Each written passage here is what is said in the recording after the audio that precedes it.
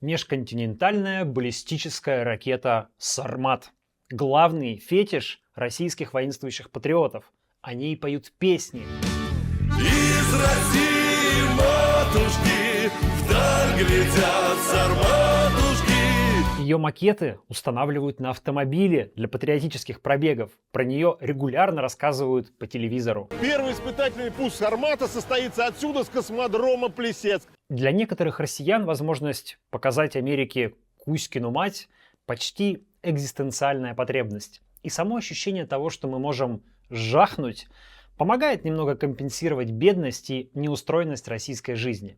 Владимир Путин, понимая это, сделал «Сармат» важной частью своей пропаганды. Проведено успешное испытание тяжелой межконтинентальной баллистической ракеты «Сармат». Но может ли на самом деле Россия жахнуть?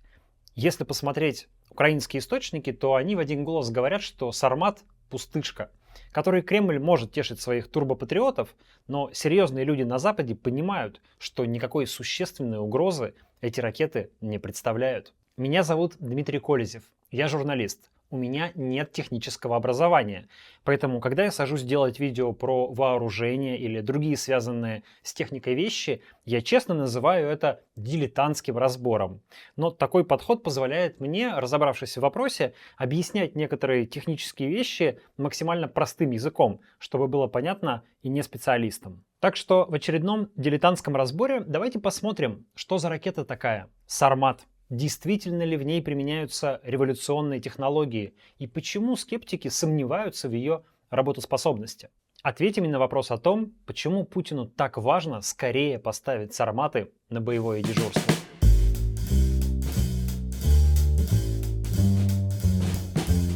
В марте 2018 года журналисты, готовясь к очередному посланию Путина Федеральному собранию, не ждали чего-то особенного. Там будут очередные слова об успехах экономики, всякие патриотические воззвания.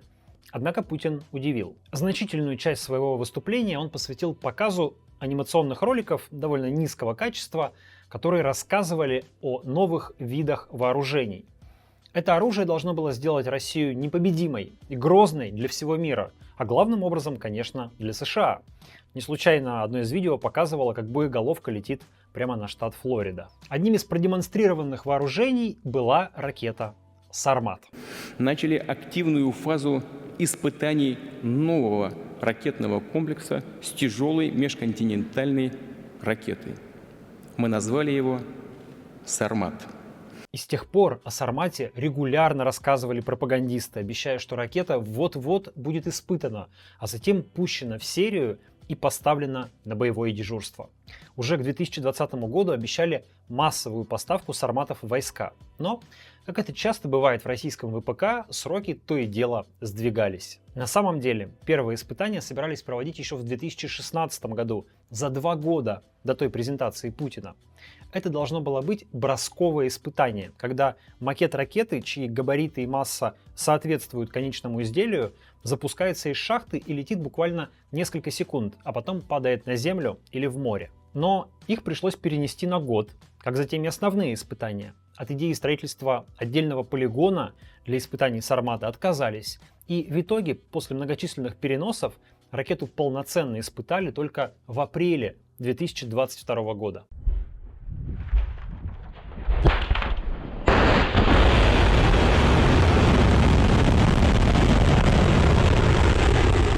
Уважаемые товарищи, я поздравляю вас с успешным пуском межконтинентальной баллистической ракеты «Сармат». Это большое, знаменательное событие в развитии перспективных систем вооружения российской армии. Аналогов ему в мире нет и еще долго не будет.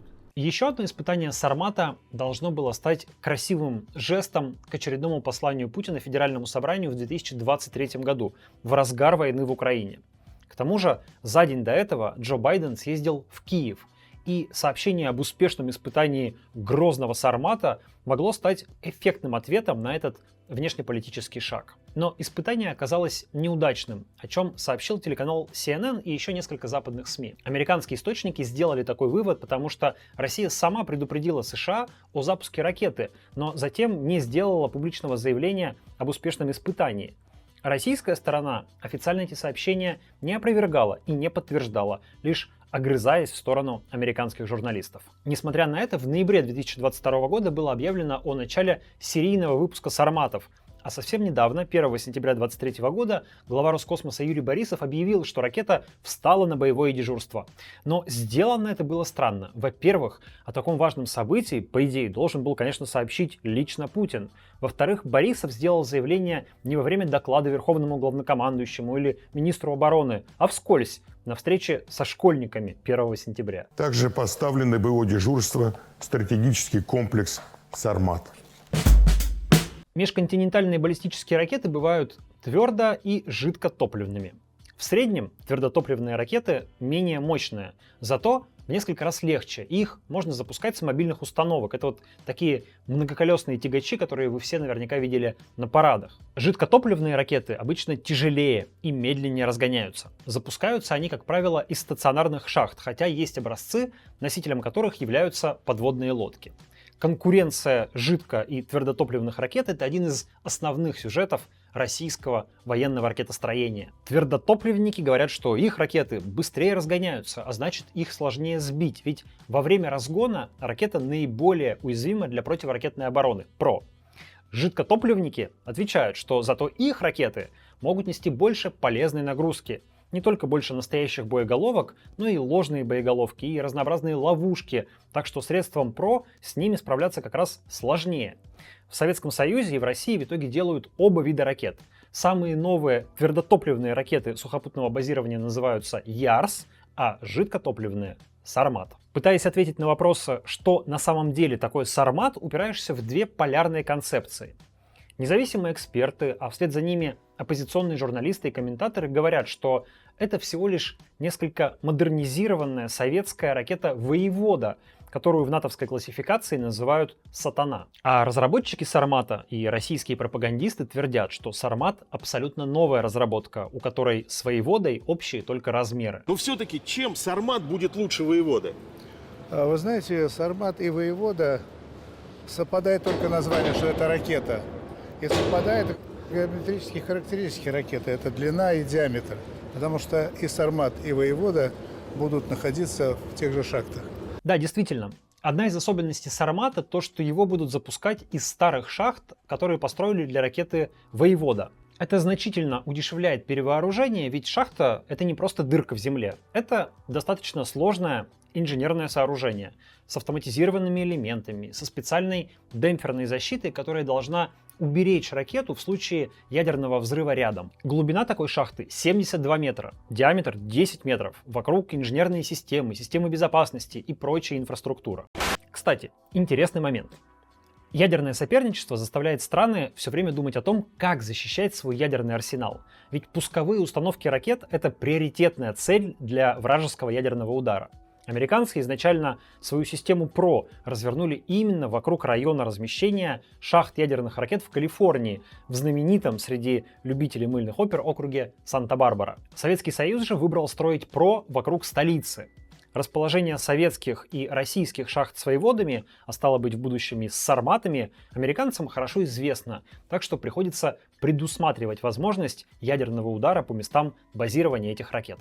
С Воеводой есть несколько проблем. Во-первых, их осталось мало. Ракета не может храниться вечно, она сравнительно быстро приходит в негодность. Воеводу перестали производить в 1991 году, и на тот момент в Советском Союзе их было примерно 300 штук. В 2000 году российские власти собирались вывести из эксплуатации все Воеводы к 2007 году, но вместо этого их сроки службы продляли и продляли. Тем не менее, какие-то ракеты уже настолько устарели, что держать их на боевом дежурстве просто опасно, их постепенно списывают. И сейчас, по оценкам военных экспертов Юрия Федорова и Павла Лузина, в России осталось 3-4 десятка Воевод. И большой вопрос, насколько они вообще функционируют. Почему есть основания в этом сомневаться? Чтобы продлить срок службы старых ракет, нужно производить так называемые зачетные пуски. Скажем, у вас есть 100 старых ракет. Вы берете из них самую старую, производите пробный запуск и говорите: ага, раз она полетела нормально, то остальные, более новые, наверняка тоже в порядке. Однако с 2013 года Россия не производит зачетных пусков Воевод, что заставляет экспертов предполагать, что Эти ракеты настолько устарели, что они уже не могут летать. Так что, возможно, эта часть ядерного арсенала России фактически отсутствует. Почему же нельзя было просто наделать новых воевод? Потому что это украинская ракета. Она разрабатывалась в КБ «Южная» и делалась на заводе «Южмаш» в Днепропетровске, ныне это город Днепр. Понятно, что после 2014 года ни о каком сотрудничестве России и Украины в этом вопросе не могло быть и речи. Так что оставшиеся воеводы в России дряхлели, и заменить их было нечем. Поэтому Путин так торопил своих конструкторов и инженеров с разработкой «Сармата». Но эта спешка ничего хорошего российским ядерным силам не сулит. Теоретически «Сармат» — это действительно довольно продвинутая и современная ракета, которая могла бы быть для России грозным оружием. В чем ее особенности, помимо более мощного по сравнению с воеводой двигателя? Чтобы ответить на этот вопрос, нам потребуется небольшой ликбез о том, как, собственно, работают межконтинентальные баллистические ракеты. Хотя есть разные модификации и типы, основные принципы неизменны. Сейчас я вам их объясню. Вообще, баллистикой называется дисциплина, изучающая траектории брошенных в пространство предметов. И баллистическую ракету, по сути, тоже подбрасывают в воздух, чтобы она потом упала точно в нужное место. Точнее, не вся ракета, а то, что от нее к этому моменту останется – боеголовка. Как и те ракеты, что отправляют в космос спутники и космонавтов, боевые межконтинентальные ракеты обычно имеют несколько ступеней. Первая ступень, самая большая, отваливается вскоре после старта, так как весь ее ресурс вырабатывается на отрыв от поверхности. Затем действует вторая и, если она есть, третья ступени. Во время полета могут происходить корректировки курса, для чего ракета поддерживает связь с Землей и ориентируется по космическим объектам. Как и мирная ракета, боевая несет так называемую полезную нагрузку. Только вместо спутника или экипажа это блок с боеголовками. Его называют разводящим блоком, а на жаргоне ракетчиков — автобусом. Когда ракета уже покидает атмосферу Земли, передний обтекатель отстреливается и автобус с боеголовками обнажается. В нужный момент он сбрасывает боеголовки, которые фактически начинают падать на землю, а сам должен аккуратно отлететь в сторону и при этом не нарушить траектории боеголовок своими реактивными струями. Современные автобусы при этом еще маневрируют между пусками боеголовок и прикрывают их сброс ловушками и отражателями. Боеголовки же потом несутся к земле на огромной гиперзвуковой скорости, разогреваясь до нескольких тысяч градусов и образуя вокруг себя облако плазмы. Ближе к земле они замедляются до сверхзвуковой скорости и, наконец, ударяют по цели. Если в боеголовке есть ядерный заряд, он к этому моменту должен быть активирован. Так в чем же заявленное отличие «Сармата» от других ракет? Во-первых, траектория и дальность. В 2018 году Путин говорил, что дальность ракеты вообще не ограничена. У воевода дальность 11 тысяч километров. У новой системы ограничений по дальности практически нет. Википедия цитирует издание Кремля или Минобороны, где говорится, что ракета будет летать по суборбитальной траектории и использовать принцип орбитальной бомбардировки, что позволяет наносить удары в любой точке Земли. В том числе, как особенно подчеркивают пропагандисты, это позволяет нацелиться на Соединенные Штаты через Южный полюс и обойти основные силы ПРО, развернутые на севере Америки. Дело в том, что сейчас возможным направлением полета баллистических ракет из России в США считается наиболее короткая траектория. Это через Северный полюс. США всегда готовились именно к такому удару, выстраивали основную ПРО на севере, и если направить ракеты с юга, то вроде как у них больше шансов обойти американскую ПРО. Суборбитальная траектория, что это такое? Это когда ракету запускают в космос, то есть выше 100 километров, но ее направление и скорость при этом не подходят, чтобы она вышла на околоземную орбиту и стала искусственным спутником Земли.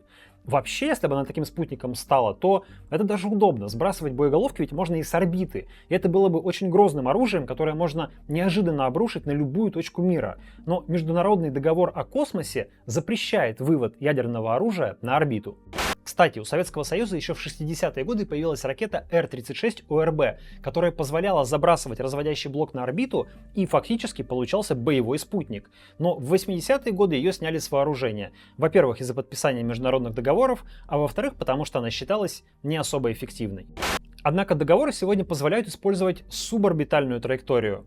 Она теоретически тоже позволяет забросить ракету в какую угодно точку Земли, но только теоретически. Уже в 2019 году телеканал «Звезда» Минобороны уточнил, что дальность «Сармата» вовсе не без ограничений, а 19 тысяч километров. Потом даже сказали 18 тысяч. Это больше, чем у модернизированной «Воеводы», которую можно запустить на 16 тысяч километров. Но все-таки, если через Северный полюс расстояние до США от ракетных дивизий в Красноярском крае или Оренбургской области примерно 9 тысяч километров, то через Южный полюс где-то 30 тысяч километров, а 19 тысяч у «Сармата» хватит только, чтобы ударить таким образом по огненной земле в Аргентине. Теоретически еще сколько-то тысяч километров должна добавлять маневрирующая боеголовка, но даже в туманных заявлениях российских военных экспертов это еще максимум плюс несколько тысяч километров, то есть до США все равно не дотягивает. Кроме того, спорна сама идея, что атака на США с юга более перспективна. ПРО в любом случае не имеет стопроцентной эффективности, да и количество противоракет ограничено, поэтому делать ставку именно на дальний удар через Южный полюс особого смысла нет, сказал об этом мне военный эксперт Павел Лузин. И это очень энергозатратно, боевым блоком сложнее управлять, там накапливаются ошибки, и ракеты будут лететь намного дольше, что даст обороняющимся возможность подготовиться. В общем, подытоживая, кажется, удар через Южный полюс, даже если он возможен, не такая уж и хорошая идея. Второй особенностью «Сармата» должны стать маневрирующие боевые блоки Ю-71 «Авангард». Это замена обычных боеголовок. Те просто падают на цель или ограниченно маневрируют на некоторых участках полета, а поэтому их курс легче предсказать и поразить системой ПРО с Земли. Маневрирующий блок — это по сути небольшой дрон, такой треугольной формы, который может маневрировать и по курсу, и по высоте, причем, как утверждается, на протяжении всего своего полета. А так как у него при этом скорость боеголовки раз в 20 быстрее скорости звука, то сбить его становится очень сложно. Это не новая идея. Такие блоки начали разрабатывать еще в Советском Союзе. Аналогичные разработки есть у Соединенных Штатов, причем двух видов. Один называется Falcon HTV-2, второй AHW, однако они пока лишь проходят испытания. Есть такая разработка под названием ВУ-14 и у Китая, однако пока тоже в экспериментальной стадии. В России же блоки «Авангард» официально приняты на вооружение в 2020 году. Правда, так как «Сарматы» пока не готовы, их носителем выступают более старые ракеты УР-100Н УТТХ в классификации НАТО «Стилет». Утверждается, что было произведено уже 5 испытательных пусков «Авангарда», хотя фото или видео доказательств применения этого блока не представлено. Минобороны показывала только кадры взлета ракеты с «Авангардом», но старт ракеты сам по себе еще не означает, что блок успешно сработал во время испытаний. Например, после испытаний «Сармата» с обычными боеголовками российские телеканалы показали не только свечение падающих боеголовок в небе над Камчаткой, но и воронки от ударов боеголовок по земле. Разумеется, ядерных зарядов в этом случае не было. В успех же «Авангарда» предлагают, по сути, верить только на слово. Сколько таких блоков есть у России, неизвестно. Эксперты считают, что в районе 6. Таким ударным блоком, кстати, можно наносить не только ядерный, но и простой кинетический удар. Все равно он будет довольно мощным, чтобы разрушить какое-то крупное сооружение или бункер. Поэтому применение «Авангарда» рассматривают не только в контексте ядерной войны. Такие блоки могут применяться и в локальных конфликтах для быстрых ударов по особо важным объектам. Предполагается, что «Сармат» может нести 10-15 обычных боеголовок или до 3 «Авангардов», а еще некоторое количество обманных боеголовок, которые должны отвлекать ПРО и увеличивать шанс, что в итоге ядерный заряд долетит до цели. Кроме того, управляемый блок «Авангард» должен дать возможность уничтожать движущиеся объекты, и в первую очередь это большие корабли противника. Как известно, американский флот и особенно авианосцы — это грозная сила, так что российские стратеги все время думают о способах его уничтожить. Третья особенность «Сармата» связана, собственно, не с ракетой, а с пусковой шахтой. Как я уже говорил, запускать «Сарматы» планируется из тех же установок, что и «Воеводы».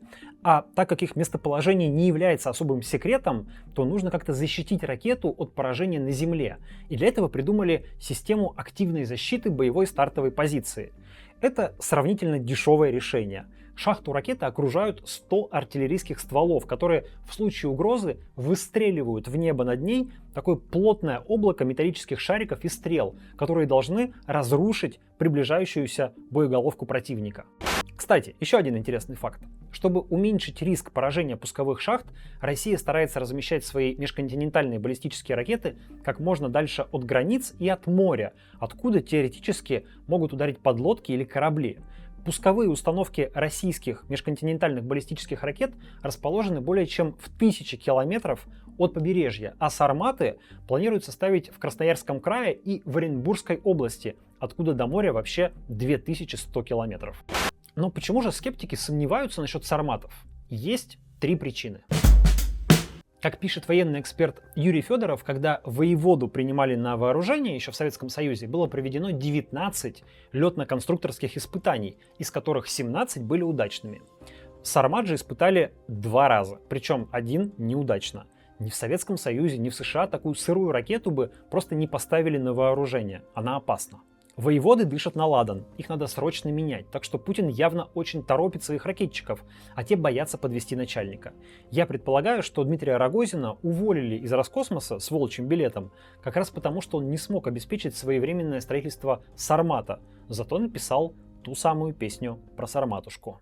Нас соединенные штатушки из России матушки вдаль глядят сарматушки. Юрий Борисов не хочет повторить судьбу предшественника, так что торопится поставить «Сарматы» на боевое дежурство. Но помните, как сложно работает баллистическая ракета? Сколько в ней разных систем? От 3 ступеней со своими двигателями до чрезвычайно сложного блока разведения, который должен с филигранной точностью выстреливать боеголовки, маневрировать, выпускать защитные элементы и делать все это на большой скорости, почти в космосе. Это сложнейшая электронная система. Все эти элементы должны быть многократно проверены в условиях испытательных пусков. А мы видели, как недавно о Луну разбилась российская космическая станция.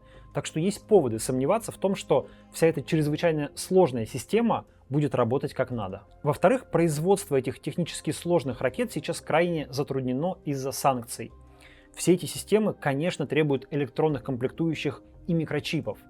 По планам 2020 года должны были быть построены 46 «Сарматов», но есть сомнение, что российская военная промышленность сейчас может выполнить такую задачу и выполнить ее качественно.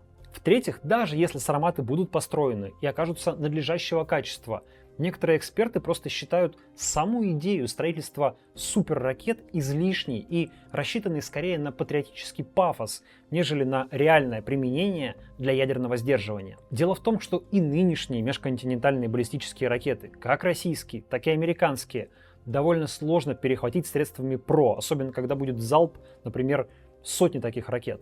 Помимо Ярсов и Воевод у России есть еще более старые тополя М, есть ракеты морского базирования «Булава» и «Синева», есть крылатые ракеты Х-102 и Х-55 для стратегических самолетов-ракетоносцев. Так что возможностей нанести ядерный удар по вероятному противнику немало, как и у США по своему.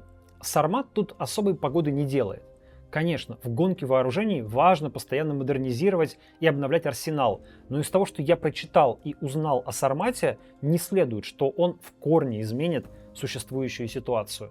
Военный эксперт Павел Лузин вообще сказал мне, что идея ядерного паритета с США устаревшая, потому что для ядерного сдерживания России достаточно сравнительно небольшого арсенала, а ядерно-ракетная гонка сжирает огромные ресурсы, которые можно было бы потратить куда более эффективно и полезно для страны. А вот мнение не иноагента, не украинского эксперта, а российского конструктора ракет Юрия Соломонова, который еще в 2011 году предупреждал: разработка новой тяжелой жидкостной ракеты взамен старой «Воеводы» — это бессмысленное занятие, так как подразумевает использование технологий 30-летней давности.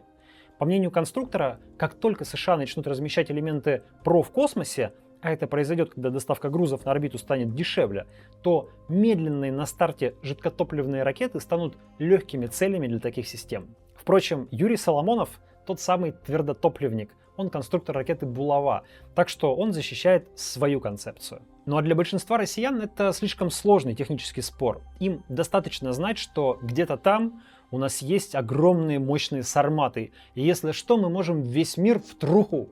И в душе надеются, что все-таки мир еще немножко постоит. На сегодня это все. Если вам понравилось видео, поставьте лайк, подписывайтесь на канал и пишите в комментариях, что думаете по этому поводу. Если нашли ошибку или неточность, тоже пишите в комментариях. Разбор-то дилетантский, все может быть. А еще подписывайтесь на Бусти или Патреоне. Мои патроны и спонсоры становятся членами клуба Колезева. Помогают мне делать видео, общаются друг с другом, в том числе помогали вот этот ролик подготовить, и получают дополнительный эксклюзивный контент. Все ссылки в описании видео. Удачи вам, берегите себя.